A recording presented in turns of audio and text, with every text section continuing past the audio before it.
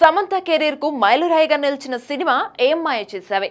సుమారు 15 ఏళ్ల క్రితం విడుదలై ప్రేక్షకుల మనసుల్లో చెరగని ముద్ర వేసిన ఈ సినిమా వచ్చే నెల జూలై 18న తిరిగి థియేటర్లోకి రానుంది. ఈ నేపథ్యంలో గత కొద్ది రోజులుగా శామ్ చేతు రీ రిలీజ్ ప్రమోషన్లలో కలిసి పాల్గొంటారని వార్తలు తెగ చెక్కలు కొడుతున్నాయి. అయితే ఈ వార్తలపై సమంత తాజాగా క్లారిటీ ఇచ్చింది. ఓ ఇంటర్వ్యూలో మాట్లాడుతూ చిత్ర బృందంతో కలిసి నేను ఆ సినిమాను ప్రమోట్ చేయడం లేదు, అలాంటి ప్లాన్ ఏదీ లేదు, ప్రమోషన్లకు పూర్తిగా దూరంగా ఉంటున్నాను. ఇలాంటి వార్తలు ఎక్కడి నుంచి వస్తున్నాయో అర్థం కావడం లేదు.